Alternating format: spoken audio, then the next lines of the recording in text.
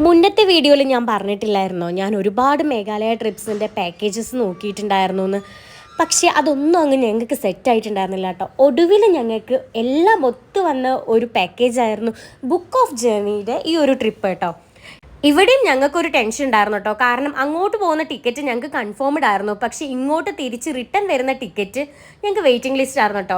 പക്ഷെ അത് എപ്പോൾ കോർഡിനേറ്റേഴ്സിനോട് പറയുമ്പോഴും നിങ്ങൾ ഒന്നുകൊണ്ടും പേടിക്കേണ്ട, നിങ്ങളങ്ങ് കയറി പോര്, കുഴപ്പമില്ല, നമുക്ക് സെറ്റാക്കാം, നമ്മളില്ലേ, നിങ്ങൾ എന്തായാലും സേഫായിട്ട് തിരിച്ച് നിങ്ങളെ കൊടുന്നവർ തന്നെ ഞങ്ങൾ എത്തിക്കും, അങ്ങനെയൊക്കെ പറഞ്ഞ് നമ്മളെ ഭയങ്കര സപ്പോർട്ട് ചെയ്തിട്ടുണ്ടായിരുന്നു.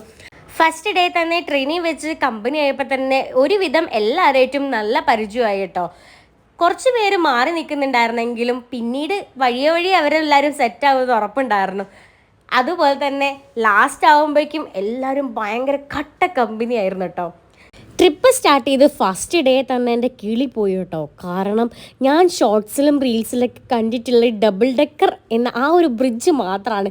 അതിലേക്ക് എത്തിപ്പെടുന്ന വഴി റൂട്ട് ഞാൻ കണ്ടിട്ടില്ലായിരുന്നു. എൻ്റെ പൊന്നോ, ട്രക്കിംഗ് എന്ന് പറഞ്ഞാൽ വെറുത്തു പോയത് ആ ഒരു സമയത്തായിരുന്നു. പക്ഷെ ഇപ്പോൾ ആലോചിക്കുമ്പോൾ ആ ഒരു ട്രക്കിങ്ങിലും ഒരു രസം ഉണ്ടായിരുന്നു. കാരണം അത്രയും സ്റ്റെപ്സൊക്കെ കയറി ഇറങ്ങി നമ്മൾ അവസാനം നമ്മൾ പ്രതീക്ഷിച്ച ആ ഒരു സ്ഥലത്തെത്തുമ്പോൾ ആ ഒരു സാറ്റിസ്ഫാക്ഷൻ ലെവൽ ഉണ്ടല്ലോ, അത് ഭയങ്കരമായിരുന്നു കേട്ടോ. അതിലും വലിയ കോമഡി എന്താണെന്ന് വെച്ചാൽ 4 കാലിലൊക്കെ തുള്ളിച്ചാടി പോയിരുന്ന ആൾക്കാർ തിരിച്ചു വരുമ്പോൾ ഇഴഞ്ഞിഴഞ്ഞൊക്കെ വരുന്നു, സൈഡ് ചെരിഞ്ഞ് ഇഴഞ്ഞ് ഞൊണ്ടി.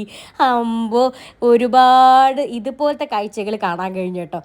ആ ടൈമൊന്നും എനിക്ക് വലിയ കുഴപ്പമുണ്ടായിരുന്നില്ല. ഞാനത് പറയും ചെയ്ത് എനിക്ക് അത്ര വലിയ സീനില്ലെന്ന്. പക്ഷെ കുറച്ചങ്ങ് കഴിഞ്ഞപ്പോൾ രാത്രി ഉണ്ടായ ഒരു വേദന, കരഞ്ഞൊരു വഴിയായി ഞാൻ. പിറ്റേ ദിവസം ഞാനും ഈ ഞൊണ്ടി നടക്കാൻ തുടങ്ങി കേട്ടോ. പക്ഷെ എന്തൊക്കെയായാലും നല്ലൊരു സ്പോട്ട് കിട്ടി കഴിഞ്ഞാണ്ടല്ലോ, ഒരു വീഡിയോ എടുക്കാൻ അല്ലെങ്കിൽ ഫോട്ടോ എടുക്കാൻ വേണ്ടിയിട്ട് ഈ ഞൊണ്ടലോ മേന്തി വലിയലോ ഒന്നും ഒരു സീനും ഞങ്ങൾക്ക് തോന്നിയിട്ടില്ല.